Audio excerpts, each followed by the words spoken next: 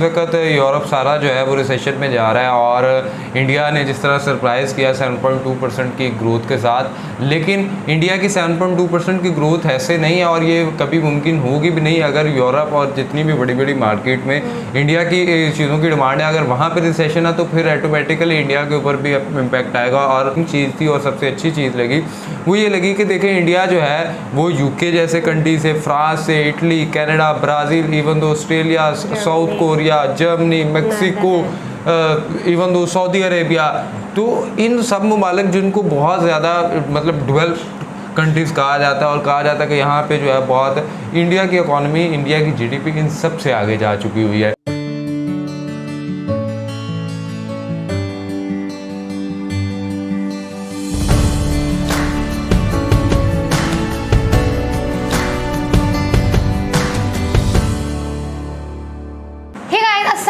नमस्ते सस्काल, welcome to YouTube channel Jamharan reaction. It's me और हो खदीजा वसीम मेरे साथ हैं। मैं राना से नाज़रीन, इंडिया जो है वो stands tall as eurozone falls into recession, मतलब यूरोप में जो है वो एक रिसेशन आ रहा है और इंडिया जो है वो बहुत आगे जाता हुआ दिखाई दे रहा है और पूरी दुनिया में भी एक ग्लोबल रिसेशन आ रहा है कि उनकी वैल्यू, उनकी इकोनॉमी में जो है उनकी ग्रोथ नहीं इतनी अच्छी हो रही, लेकिन इंडिया किस तरह से भाई ग्रो कर रहा है, तो इंडिया के क्या मोटिव्स हैं, इंडिया के पास कौन सी ऐसी स्ट्रेटेजी है, आज हम उसको देखने वाले हैं। वीडियो का लिंक डिस्क्रिप्शन में मिल जाएगा, लेकिन साथ साथ अगर आपने हमारा चैनल सब्सक्राइब नहीं किया सब्सक्राइब हमारे चैनल और बेल आइकन को प्रेस कीजिए। चलते हैं जी, फिर देखते हैं।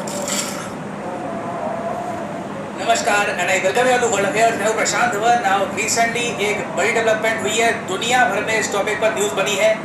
यूरोजोन अब रिसेशन में जा चुका है। यहाँ पर आप देख पाओगे इस पे article, eurozone sinks into recession as cost of living takes a toll. Now Germany already मंदी में मतलब के रिसेशन में जा चुका है। अब जर्मनी के आसपास के जो बहुत सारे देश हैं जो यूरोजोन में आते हैं, टोटल आप कह सकते हैं 20 कंट्रीज, ये कलेक्टिवली माना जा रहा है कि रिसेशन में जा चुके हैं क्योंकि इनकी जो इकोनॉमी है ये रिसेंटली 0.1% डूब गई है। नाउ जो ये माइनस में अभी इनकी इकोनॉमी डूबी है, अभी के लिए कम है, बट इकोनॉमिस्ट इस बात को लेकर शॉक्ड है कि जो प्रेडिक्शन करी थी सब गलत निकला। आपको समझना होगा कि ये टॉपिक इतना ज़्यादा डिस्कस क्यों किया जा रहा है, क्योंकि IMF दुनिया के मेजर इकोनॉमिस्ट ने प्रेडिक्शन ये करी थी कि इंडिया की ग्रोथ रेट स्लो रहेगी 6.8% के आसपास। इंडिया ज़्यादा ग्रो कर गया, इंडिया ने दुनिया को शॉक कर दिया 7.2% ग्रोथ रेट से। आगे इकोनॉमिस्ट ने ये प्रेडिक्शन करी थी कि यूके रिसेशन में चला जाएगा मगर यूरोप बच जाएगा, जर्मनी तो बिल्कुल भी रिसेशन में नहीं जाएगा। यहाँ पर भी उल्टा हो गया, जर्मनी रिसेशन में है, पूरा यूरोजोन रिसेशन में है, यूनाइटेड किंगडम अभी भी कहीं ना कहीं से झूल रहा है। हालांकि मैं ये कहूँगा कोई बड़ी बात नहीं है, 3-4 महीने बाद, कुछ समय बाद यूनाइटेड किंगडम भी हो सकता है कि मंदी में चला जाए। ऋषि सुनाक ने इसका हिंट ऑलरेडी दे दिया है कि इट इज़ अ पॉसिबिलिटी कि यूके रिसेशन देखेगा।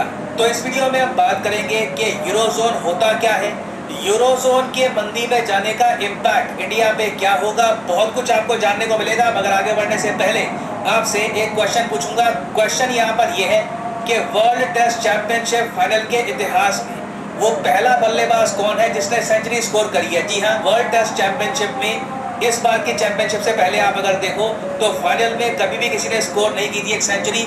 रिसेंटली एक बैट्समैन ने हिस्ट्री बनाई है, तो आपको बताना है यार मैं किसकी बात कर रहा हूँ। विराट कोहली, ट्रेविस हेड, रोहित शर्मा या फिर स्टीव स्मिथ। कमेंट सेक्शन में करिए उत्तर, सही आंसर मैं आपको प्रोवाइड करूंगा वीडियो के एंड में। अच्छा, यहाँ पे ना सबसे पहले बेसिक बात समझ लो, यूरोपियन यूनियन। जब मैं यूरोपियन यूनियन कहता हूं तो यहाँ पर 27 कंट्रीज की बात की जा रही है, ठीक है ना। कई कंट्रीज हैं जो यूरोपियन यूनियन का तो पार्ट है मगर यूरो को अपनी करेंसी नहीं मानती, वो अपनी खुद की करेंसी इस्तेमाल करते हैं। फॉर एग्जांपल मैं आपको बताऊं, ये आपके सामने बहुत अच्छा एक ग्राफ है, इसमें ना बाकी चीज़ों पे फोकस मत करो, बस 2 चीज़ें देखो। एक ब्लू बॉक्स यहाँ पे आपको दिख जाएगा, दिख रही है ब्लू बॉक्स, ये जो ब्लू बॉक्स है ये है यूरोपियन यूनियन कंट्रीज का, ठीक है, ये यहाँ पर। और इसके अंदर एक और जो ये बॉक्स है ग्रीन वाला, ये है यूरोजोन कंट्रीज का।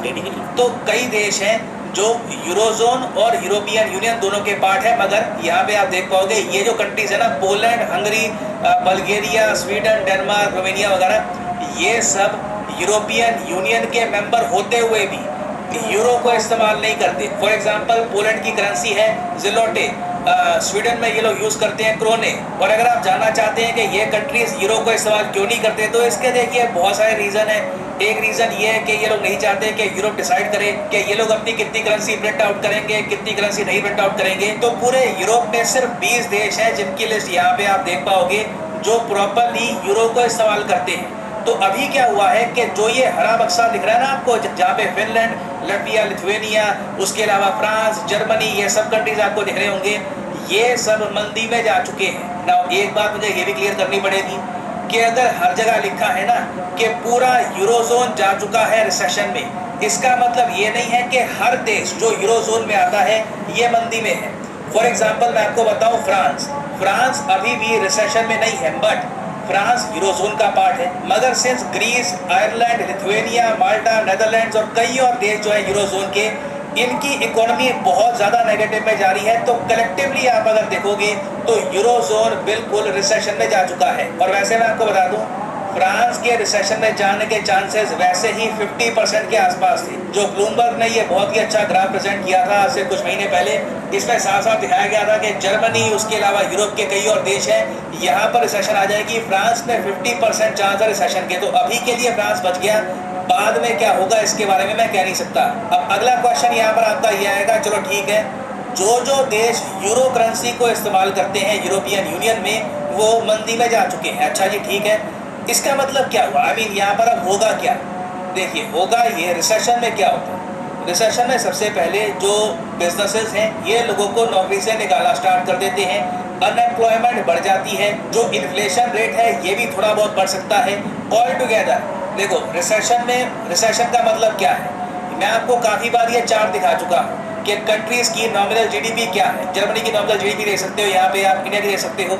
तो हर बार ये जो नॉमिनल जीडीपी है ये बढ़ती रहती है साल दर साल, क्योंकि एक देश ग्रो करता है चाहे 3% 4% के आसपास। मगर जब देश ग्रो करने के बजाय गिरना स्टार्ट कर दे, उसकी जीडीपी गिरना स्टार्ट कर दे, तो आप कहोगे नेगेटिव ग्रोथ रेट हो रही है। और जब नेगेटिव ग्रोथ रेट लगातार 6 महीने मतलब कि 2 क्वार्टर लगातार चलती रहे, तो आप कहोगे ये देश अब मंदी में आ चुका है। और मंदी से निकलना काफ़ी मुश्किल होता है। एक बार एक देश रिसेशन में चला गया ना, फिर उस कंट्री को निकलने के लिए बहुत प्रयास करना पड़ता है। देश की सरकार को बहुत सारा पैसा खर्चना पड़ता है, बिजनेसेस को कहीं ना कहीं से उस कंट्री को पैसा और जगह कम खर्चना होता है। जैसे कि मान लीजिए मिलिट्री हो गई, या फिर इवन एजुकेशन जैसा सेक्टर जो लॉन्ग टर्म में आपको बेनिफिट देता है। कुछ समय के लिए एजुकेशन वगैरह में कम खर्च करके लोगों को टैक्स में छूट देनी होती है, बिजनेसेस को फायदा देना होता है, तब जाकर वापस कंट्री की ग्रोथ रीस्टार्ट होती है। और अगर आप जानना चाहते हैं कि यूरोप में अचानक से मंदी क्यों आ गई, पहले जर्मनी फिर बाकी यूरोप, देखिए आंसर इसका बहुत ही सिंपल है। आप सबको इसके बारे में वैसे ही आइडिया हो गया होगा। जब यूरोप रशिया की जो नेचुरल गैस है, ऑयल है, बड़े स्केल पर परचेज करता था, सडनली ये यू टर्न मारेंगे कि जी अब रशिया से अब ऑयल नेचुरल गैस नहीं परचेज करेंगे, महंगे दामों पर और जगह से परचेज कर लेंगे, तो ऑब्वियसली रिसेशन आनी ही थी। ये एक बहुत ही ऑब्वियस बात थी। यूरोप ने आप कह लीजिए यूक्रेन को सपोर्ट करने के लिए एक बड़ा प्राइस पे किया है। कई देश मंदी में जा चुके हैं। और अब देखो सारी नज़र है यूएसए में क्या होगा मुझे पता नहीं। मैंने पर्सनली IMF की प्रेडिक्शन, उसके अलावा इकोनॉमिस्ट की प्रेडिक्शन को बहुत ही लाइटली लेना स्टार्ट कर दिया है, क्योंकि जो ये बोल रहे हैं ना अभी के लिए उसका विपरीत हो रहा है। वर्ल्ड इकोनॉमी में आप कह लीजिए कुछ ऐसी हलचल हो रही है कि इकोनॉमिस्ट भी समझ नहीं पा रहे कि इतने ज़्यादा रैपिड चेंजेस क्यों हो रहे हैं। तो यूएसए के बारे में आपको कहीं से सुनने को मिलेगा कि यूएसए में रिसेशन आएगी, कहीं से सुनने को मिलेगा कि रिसेशन के चांस कम हैं। कुछ इकोनॉमिस्ट ये भी कहते हैं कि देखिए यूएसए में एक डेट क्राइसिस आ सकता है। इवन दो बाइडेन ने रिसेंटली डेट को लेकर एक डील कर ली है रिपब्लिकन्स के साथ, मगर फिर भी रे डेलियो जैसे जो बिलियनियर इन्वेस्टर हैं वो कह चुके हैं कि यूएस इकोनॉमी के लिए बहुत ही ज़्यादा खराब दिन आने वाले हैं आने वाले कुछ सालों में। ना इस सब का इम्पैक्ट इंडिया पे क्या होगा? देखिए इम्पैक्ट तो होगा। हम लोग बहुत सारा सामान एक्सपोर्ट करते हैं यूरोप को, यूएसए को भी। जब यहाँ पर ग्रोथ नहीं होगी, जब यहाँ पर डिमांड कम होगी, तो हम एक्सपोर्ट किसको करेंगे? या तो नई मार्केट ढूंढेंगे, या तो अफ्रीका को एक्सपोर्ट करेंगे, या कोई लैटिन अमेरिका को कहीं से नई मार्केट ढूंढेंगे। नई मार्केट नहीं मिली तो हमारे एक्सपोर्ट्स कम होंगे, हमारी मैन्युफैक्चरिंग कम होगी, और हमारी जो जीडीपी ग्रोथ है इसमें भी कमी आएगी। रिसेशन तो नहीं आता इंडिया में, हम अभी काफ़ी ग्रो कर रहे हैं, बट जेपी मॉर्गन ने देखिए प्रेडिक्शन ये करी है कि अगला जो ये फाइनेंशियल ईयर चल रहा है इसमें मोस्ट प्रोबेबली इनके हिसाब से इंडिया 5.5% के आसपास ग्रो करने वाला है। पिछले फाइनेंशियल ईयर में जैसे आपने देखा 7.2 हमने ग्रोथ रेट करी थी, तो इंडिया की ग्रोथ रेट जितनी पिछले साल थी उतनी अगले फाइनेंशियल ईयर में भी होगी, इसके चांसेस कम लग रहे हैं। बट अगेन इंडिया की आदत है, हम लोग सरप्राइज कर देते हैं, उसका मैं कुछ कह नहीं सकता, बट डेफिनेटली हमें भी थोड़ा बहुत कष्ट झेलना पड़ेगा और जो भी ग्लोबल इकोनॉमी के साथ हो रहा है इसका इम्पैक्ट इंडिया पर भी कहीं ना कहीं आपको देखने को मिलेगा। ना वापस आते हैं अपने क्वेश्चन की तरफ कि who has become the first batsman to score a century in world test championship final. तो सही उत्तर यहाँ पे है ऑप्शन बी, ट्रेविस हेड। इन्होंने हिस्ट्री बना दी है, ये बंदे हैं पहले बल्लेबाज जिन्होंने वर्ल्ड टेस्ट चैंपियनशिप के फाइनल में जाकर एक सेंचुरी स्कोर करी है। इससे पहले किसी भी बल्लेबाज ने ये नहीं किया था। फाइनली यहाँ पर मैं ये भी ऐड कर दूँ, क्या कहती हैं जी दिया मैडम आप ये देखो कि यूक्रेन और रशिया की वॉर ने किस कदर सब पे इम्पैक्ट डाला, मतलब कि किसके अभी तक उसके नेगेटिव इफ़ेक्ट्स आ रहे हैं लगातार। हाँ, और देखो मैं एक चीज़ बताऊँ कि दुनिया हमेशा ना डिपेंडेंसी पे चलती है, मतलब आपको एक दूसरे के लिए कुछ ना कुछ आप कर रहे होते हैं और यही दुनिया का दस्तूर है कि आप गिव एंड टेक की पॉलिसी होती है, आप किसी के लिए कुछ कर रहे हैं और यही सारे सिलसिले हैं। मतलब आप खुद से अकेला सर्वाइवल नहीं है, आपको दूसरे लोगों की ज़रूरत पड़ती ही पड़ती है।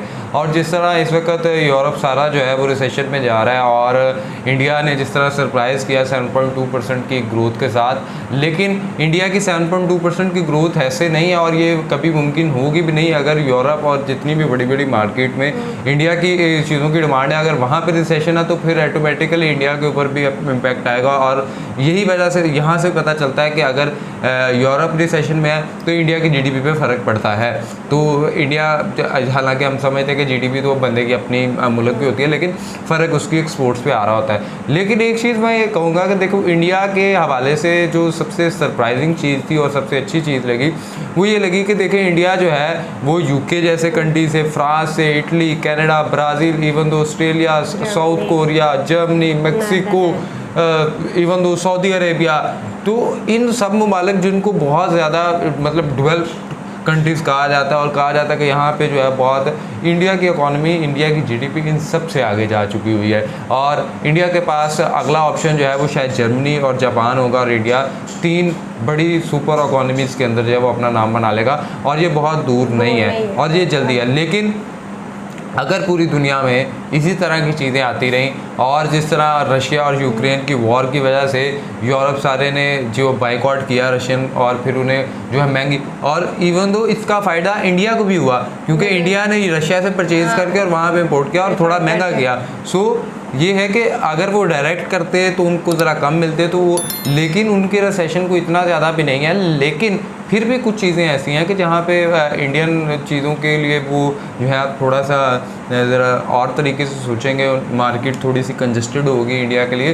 तो ये एक छोटी सी चीज़ें हैं। बाकी इंडिया की जहाँ पे ग्रोथ 7.2% हो रही थी वहाँ पे होप्स हो वो 6 पॉइंट समथिंग पे आ जाए, 7 पॉइंट समथिंग पे आ जाए, बट इंडिया रिसेशन में नहीं जाता। उनकी इकॉनमी की जो है ना वो गिरावट नहीं होती है, वो हमेशा ग्रोथ में रहेगा। कितना मतलब मुझे लगता है कि इससे बड़ी ना कोई सीखने की चीज़ हो ही नहीं सकती कि एक पीछे से आके वो आगे जा रहे हैं और जो ऑलरेडी आगे थे हम। हाँ, इंडिया बहुत ज़्यादा वैसे भी रिच था, लेकिन ये जो यूके जैसे कंट्री ने उसे इतना कमज़ोर कर दिया जब ब्रिटिश एम्पायर आया, और आज उसके बाद ब्रिटिश एम्पायर से पहले भी जो है सारा कुछ होता रहा, लेकिन ब्रिटिश एम्पायर ने तो बहुत ज़्यादा जो है ना इसको ख़राब किया। और जब किया और उसके बाद दोबारा से अपने पाँव पे खड़ा होके और उस ब्रिटिश एम्पायर जैसी जो एक बड़ी एम्पायर था उसको पीछे छोड़ देना, वो सबसे बड़ी मेरे ख्याल में अच्छी बात होती है। आपकी अंडरस्टैंडिंग का लाजमी कमेंट बॉक्स के अंदर बताइए। वीडियो को लाइक कीजिए, शेयर कीजिए, चैनल को सब्सक्राइब कीजिए, बेल आइकन को प्रेस करिए, इंस्टाग्राम आईडी मेंशन और फॉलो कर सेशन दें। तब तक के लिए अपने मेज़बानों को जो है दुआ में रखें। अल्लाह के बाद।